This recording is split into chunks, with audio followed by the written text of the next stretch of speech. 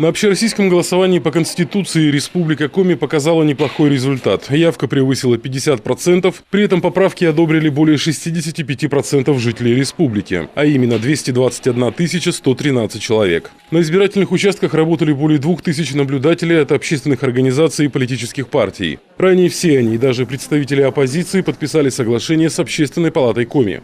Вот как это было.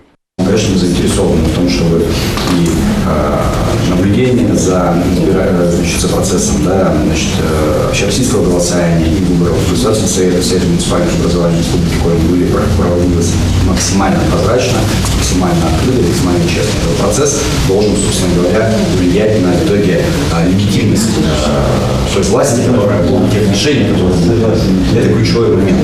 Никаких подтвержденных нарушений за весь период общероссийского голосования, но спустя 2 дня после подведения официальных итогов в соцсетях появляется обращение представителя одной из оппозиционных партий, который высказал мнение, что результаты голосования, мягко говоря, не вполне отражают реальность. Иногда на участках возникали неприятные казусы, говорят в региональном избиркоме, но как таковых нарушений не было.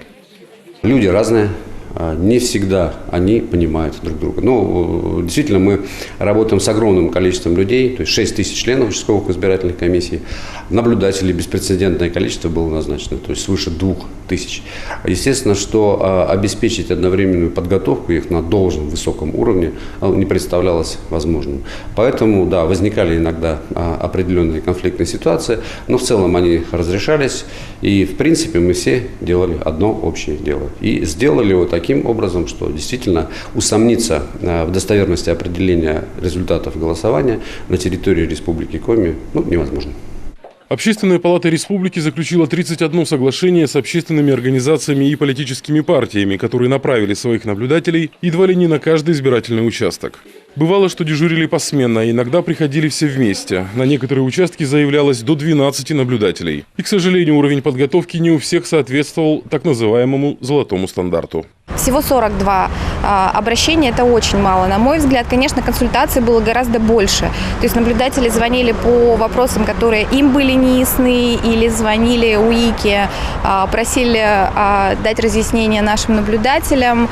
Например, человек пришел на место голосования, то есть в свой УИК, и не нашел средства защиты, СИЗы, на 1-м этаже. Но они были размещены на 2-м этаже, где, собственно говоря, сам участок и размещался, и это не нарушение, просто они были именно на 2-м этаже, и это нормально.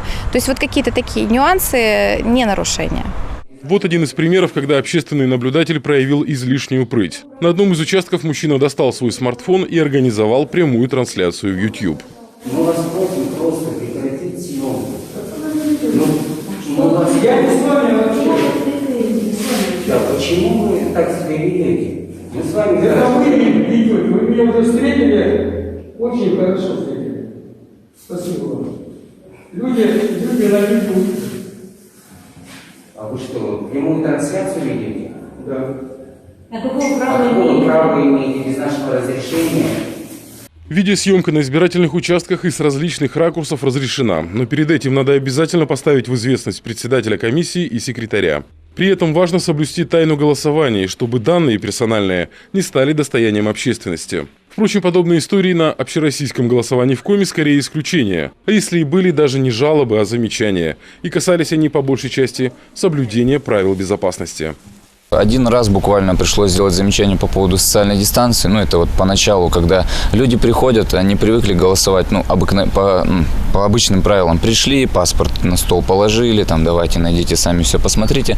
Нет, пришлось один раз только напомнить людям, что нужно на определенном расстоянии и в своих руках держать документы, а в остальном никаких проблем.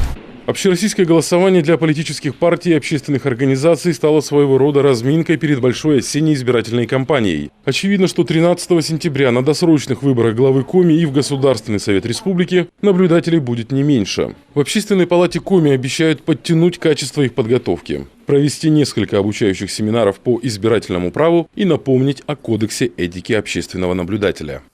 Алексей Корчмалик, Жуковский, телеканал Юрган, Сыктывкар.